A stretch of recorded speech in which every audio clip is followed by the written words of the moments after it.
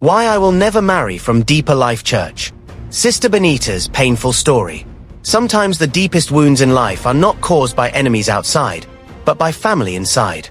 Sister Benita thought she had found God's plan for her marriage, pure, holy, and ordained. But one decision from the church committee shattered her dreams. This is her story. Childhood and early faith. Benita's story begins in a small but vibrant town in Nigeria. Born into a Deeper Life Bible church family, her home was filled with the sound of early morning devotions, the rustle of Bible pages, and her mother's firm but gentle voice quoting scriptures.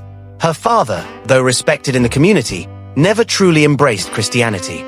He attended church on Christmas and Easter, but his life remained distant from Christ. Her mother, however, was the very definition of a devoted Christian, a woman who lived by the 22 doctrines of the Deeper Life Bible Church, clothed in modesty, prayer, and unshakable conviction. As a little girl, Benita often heard her mother's words. "My daughter, marriage is not about beauty or wealth. It is about walking in God's holiness. Trust Him, and He will write your love story." Painful loss and struggles. When Benita was just 13, tragedy struck, the sudden death of her mother. The woman who had been her spiritual pillar was gone. The house grew cold, and her father, with his lukewarm faith, could not fill the gap. Yet, in the middle of tears, Benita clung to her mother's Bible.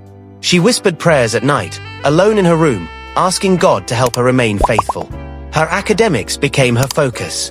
She struggled at first, balancing house chores with schoolwork, but she persevered. Whenever she felt weak, she remembered Philippians 4 verse 13.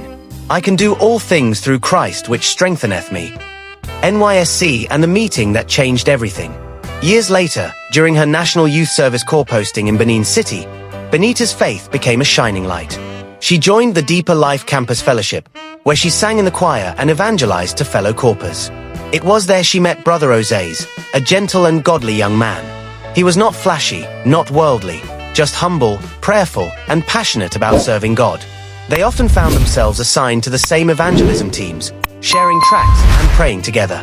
Osaze admired Benita's boldness for Christ. One day after fellowship, he approached her respectfully. "Sister Benita, I believe the Lord is leading me. I have prayed, and my conviction grows stronger every day.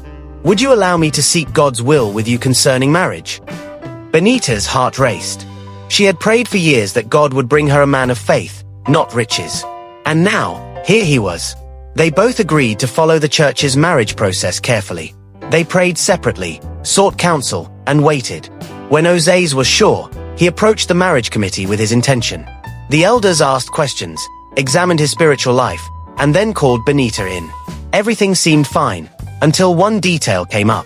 The committee discovered that before the official process began, Benita and Osaze had exchanged WhatsApp chats about Bible verses and prayer points. Though innocent, the committee considered it a violation of protocol. The painful rejection. On the day they were called back, both walked into the committee room with faith in their hearts. But the verdict crushed them. "This courtship cannot proceed. You have both broken the guidelines by communicating privately before due approval. God is not a God of disorder." Benita felt her world collapse. She tried to explain. "Sir, we only discuss scriptures, not romance." But her words fell on deaf ears. The decision was final.